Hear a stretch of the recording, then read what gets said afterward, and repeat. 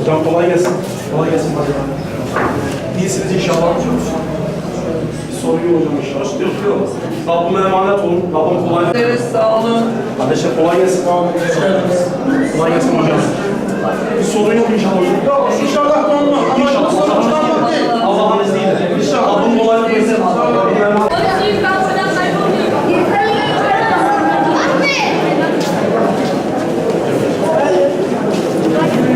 Yok, sıkıntımız yok. olsun. Şükürler olsun. Rabbim kolaylık versin.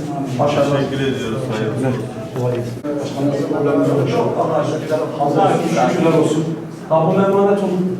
Rabbim kolaylık versin. Başarılar.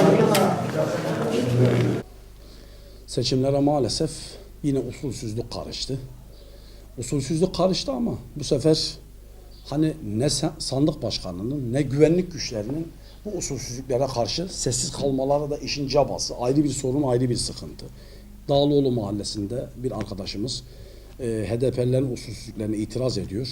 Açıktan oy kullanmaları, halk üzerinde orada bir algı, bir baskı oluşturmalarına itiraz eden Muzaffer Umaç isimli bir kardeşimizi sandık başkanına defaatça tutanak tutun. Kardeşim burada bir usulsüzlük var demesine rağmen kardeşimize en nihayetinde müdahale ediyorlar. Kardeşimizi güvenlik güçleri sanki sorun çıkaran o gibi tutuyorlar. Emniyete Dağlıoğlu Karakolu'na götürdüler.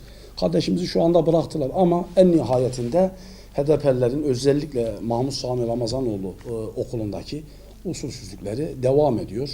Sandık başkanları maalesef çaresiz, tutanak tutamıyorlar. Güvenlik güçleri olaylara müdahale etmiyor, edemiyor, aciz, yetersiz. Her ne derseniz en nihayetinde yine bir küçük dikilide bir arkadaşımız, Ferhat isimli bir arkadaşımız, işte saat 5'ten sonra seninle görüşeceğiz gibi tehditler ve yine Ceyhan'da Şehit Ferhat Koç İlköğretim Okulu'nda da müşahit kardeşlerimizi dışarıya çıkarmışlar. Sandık başkanını dövmüşler.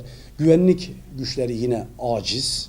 Bu anlamda gerçekten HDP'nin baskısı altında, tehditleri altında, şantajları altında bir seçim yaşıyoruz.